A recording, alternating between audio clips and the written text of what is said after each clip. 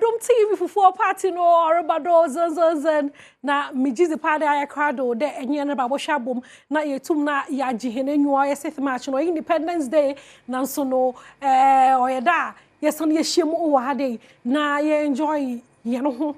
with fufu osana fufu ye Ghana is banity say Ghana je fa huzi da no twede ye benya fufu papa bi na yeze ama ye no ho na onya se bokra ba ose wenyu anso ka che ahade ibinya kunu last year obinya kunu ha last year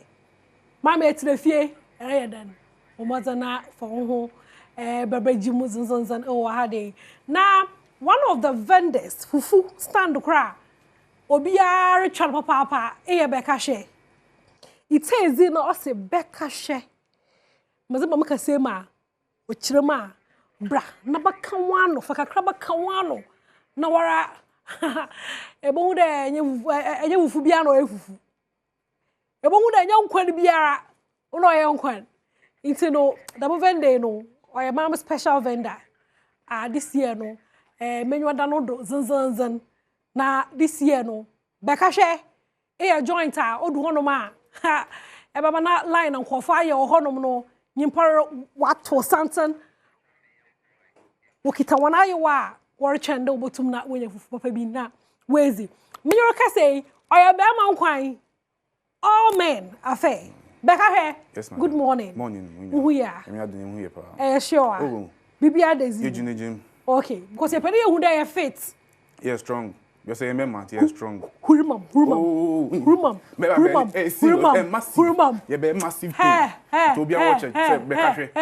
yeah ma dey be jagro you be mam latest yeah mom organic yeah organic bia beka hwe be say di bi nyan organic e pese wan so nitua be say restaurant yeah choba choba so je wa woni tutu nyama okay into no tra moraka no restaurant almost mo ye wona nyama the man of choba so almost mo ye wona nyama na beka hwe choba ze eboa unkwane tapo fufu ne tapo nam ne jana nando and I wasn't by beka hwe fa yefom oh this year abankwan na abankwan na ye ball stand why e benya oh this year ye ba wanu ye da kranten kwan on na fan akranten kwan de da bo nsan ho ha ye ba be bi ye da krante otwen odompu enya mokua enya geba enya room je no nyansa so be fie je no fie je ponchi ba nya ponchi o ye de ponchi esenya kwa na bi okay ye de kokolo ba ye da pofin le ba anya nsumdin asa de fish ba ye de tilapia ade bia ye nsum nan bia no be ka hwe de ba wow my nkwan isn't abankwan ye webu na bun wo ho ya ba nkwan ya nkate nkwan ya light soup oh god ya mixes god stay there sempan nkwan mixes o de be ka hwe stand ye boy bibia be fa no fomboko no wasa bar again na make sure that me fun kwete so wa say won ti me fun kwete when you be say bi amfro no be say bi anka say be say bi na wa che wa shake honori is but no oh won hwe no yan won be ka hwe bema nkwan ba mema na ejina ho ya na eboy nkwan o this year 7 pine oh this year dey ya pese wo pan ba tu on kura be amam wo dem any normal of pa be ya no e be amam I promise was kuku so nkwan oh ras no maka che me oh aponchin task pa no na gia boss no enya ras kuku dia I'm laughing like killer into ras kuku ha onye ready for gia boss in aponchin task pa gia boss on yard gia boss no ya kan ken chim ha o nke du ha ba aka ni menchim kakra nchiro chim kakra chim aboti bia gia boss sap quantity gia boss aponchin ti gia boss I see abobi okite tv gia boss na sanam bia wo we nam na se hu aboniti mu a ese nya nam bia abodi se bit ma chance we abo ben ntina ja ponch aye ja boss no emra raskuku no because give us obo mark no ye person we ponch suntin the same thing nti bo na ponch ni tino gina fufuro do on ponch dey ntwum ye twum e be sen kwa be for sabe ama nanse ni be correct wow that's cause you have penny sizes that's when you oh a ponch ni shwa no ni na wazi oh onka mesi amba na mo a ponch task no that's why Ni na wazi oh correct I see and I see okay it's no beka share my location here for na ye beka share Bomwa Domnasi Junction ufi akraba usan yinfa bu duo bi fan so Star Oil Bomwa Domnasi Junction be ho na be kahwe yo e wo highway yen inside e wo kwan ho pe and you say ukitaka wo do so pe o just location be kahwe e be direct about direct na this year person di nyama bi sunkuba so that baze ma bon kan baby so that this year last year no wo had this year abazo no different o say nyama be aba but pe dey go back to yen na mo no okay it this time no e pe dey organic it is ehu spices wo ho anya ze spices we use ban dam engungungun yen fangonye